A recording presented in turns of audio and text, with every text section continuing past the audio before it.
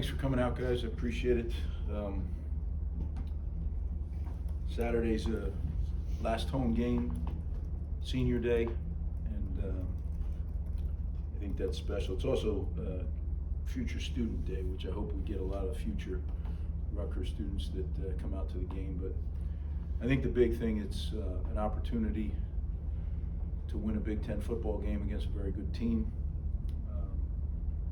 The senior class that will be honored, we're going to do it a little differently this year. We're going to honor them at the Scarlet Walk, which I think is going to be a really good, cool thing for them and their families. This group is a special group, right? If you think back to when they decided to come to Rutgers, you know, they had a huge leap of faith. Arguably, you know, let's call it what it was. We were probably the worst Power 5 football program in America at the time. And guys like Tyreen Powell, who decommitted from Virginia Tech to come to Rutgers, and now look at what he's done for our program. You know, you can go down the list. Just a group of guys that forever will be the COVID crew, right? I mean, they came, and some of these kids came to Rutgers sight unseen. So just a group that we owe a ton to, and I hope that that our fans are going to be able to come and honor them the way they should be, because this group has done a lot for Rutgers University and for the state of New Jersey. Now, that's the sentimental stuff. But the reality is we have a really good Illinois team that is coming to town. You know, 2 of their 3 losses were top 5 teams. So here we go. I can talk a lot about them offensively. You know, their quarterback, Altmaier, he's had an incredible year, incredibly accurate, runs their offense to a T. Very impressed with him. Again, you know, it seems like we've hit receiver core after receiver core. With Brian and Franklin, those 2 guys are about, you know, I said last week we played an NFL receiver room. Well, we're playing another NFL receiver room. They do running back by committee. You know, they lost their lead dog, and now they're doing it by committee, and they're being effective the way they're doing it. I think that all goes back to their offensive line.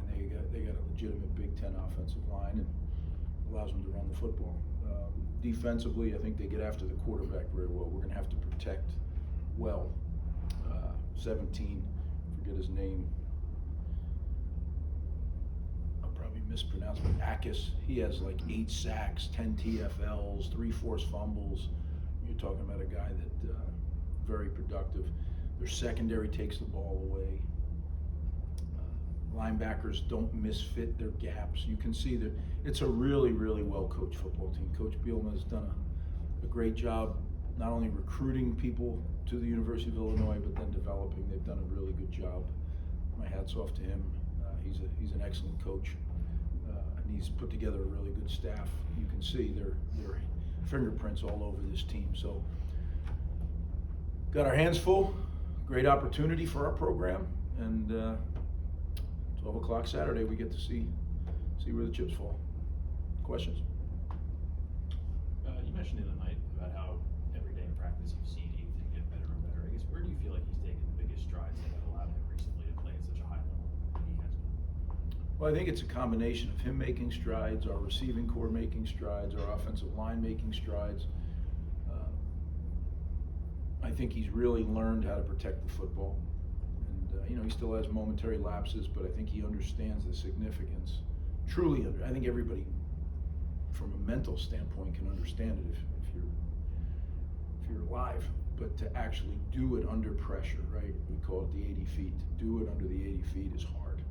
And I think he's getting better at that. And he's gaining confidence in his receivers because they're getting better, right? So I think it all goes together. Rutgers hasn't won 3 Big Ten games in a row, but you guys have an opportunity to do that Saturday. What would that mean for this program? Yeah, I'm sure. I mean, those are all good stats. The other one is we haven't beat a ranked team. All that stuff I've heard, you know, already.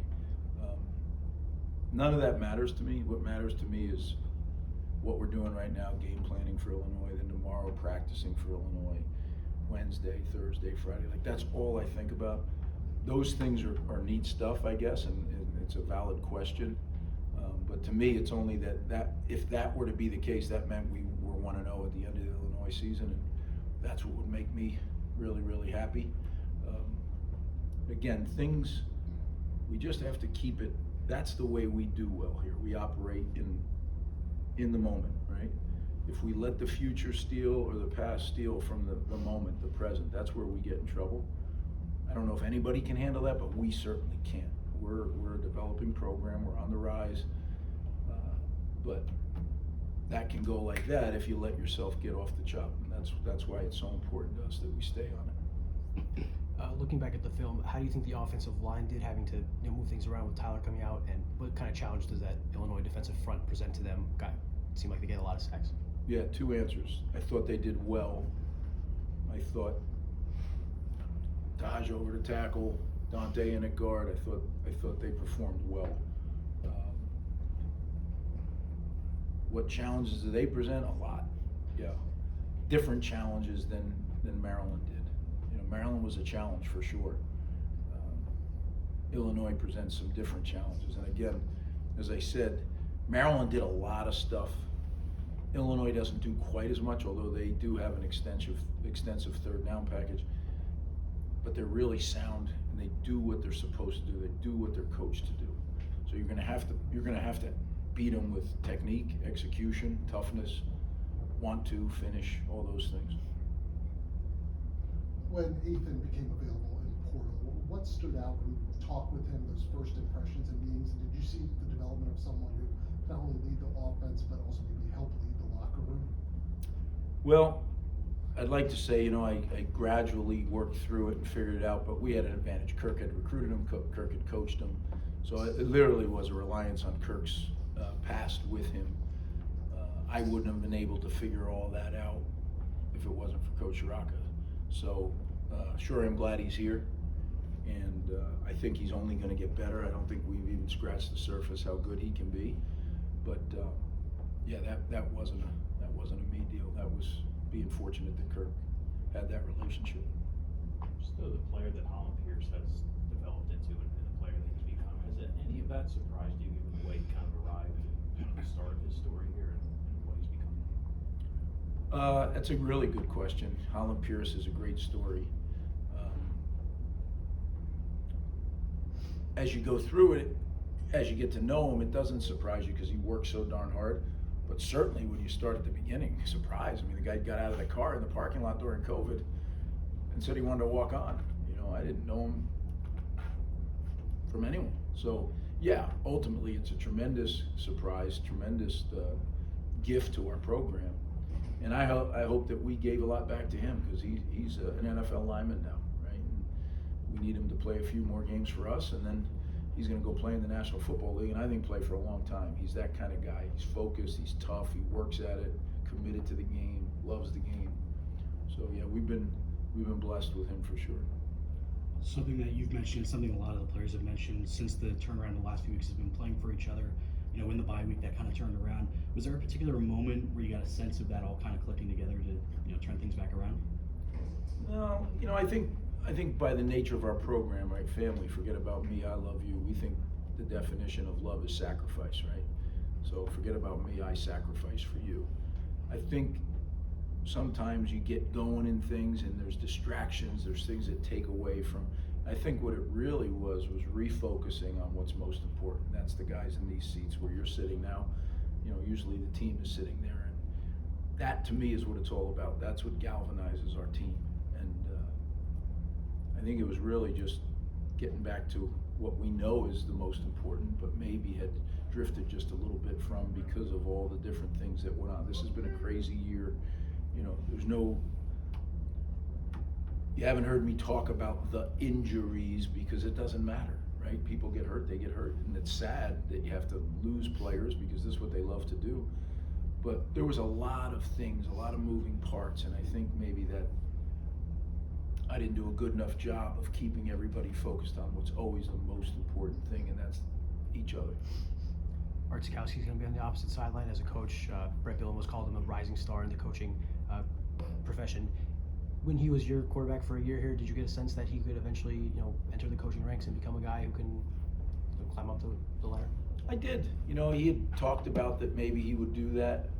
You'd always sense that he was a guy that loved being around football, whether it was in the locker room, coaches, meetings. So I'm happy for it. He's a bright guy. We'll go Pat and Christian next year. It seemed like the secondary played pretty well against Maryland's passing offense, which came in pretty highly ranked. Obviously, you're talking about Illinois being a good passing offense, Allmeyer doing a good job. What did you see on film from that Maryland game that kind of gives you some encouragement that your secondary is ready for another big test? Well, I don't think it's just that game. I think, you know, we're getting some guys back that are feeling better, so they're able to run better again. We're not all the way back, that's for sure. I mean, guys are really gutting through some things.